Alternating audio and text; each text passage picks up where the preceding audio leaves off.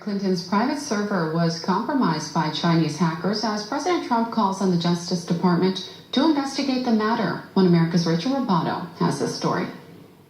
After a year-long investigation, there is no evidence that anyone hacked the server I was using, and there is no evidence that anyone can point to at all. Anyone who says otherwise has no basis that any classified material ended up in the wrong hands. No evidence any hackers gained access to the private server. That's what Hillary Clinton claimed during a presidential debate in 2016. However, new investigative findings suggest not only was the FBI aware foreign hackers gained access to the private server, the Bureau did nothing about it. According to the Daily Caller News Foundation, a Chinese-operated intelligence firm in the Washington, D.C. area hacked into Clinton's server and gained access to a trove of emails she sent and received during her tenure as Secretary of State. The Chinese-owned company reportedly generated a code that was then embedded in her server, creating copies of almost all her emails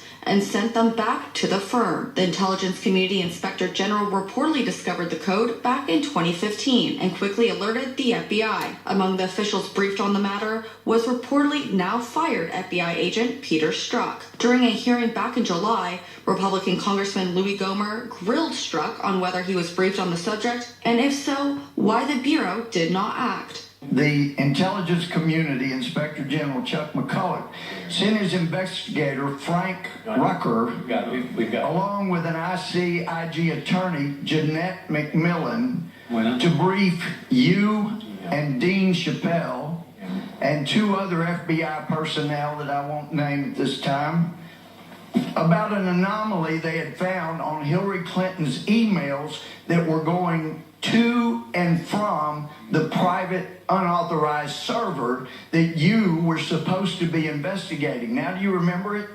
I remember meeting Mr. Rucker on either one or two occasions. I do not remember the specific content or discussions. The damning new allegations prompted President Trump to take to Twitter Tuesday night to demand a federal investigation into the matter, arguing if the FBI and DOJ fail to act, their credibility will be lost forever.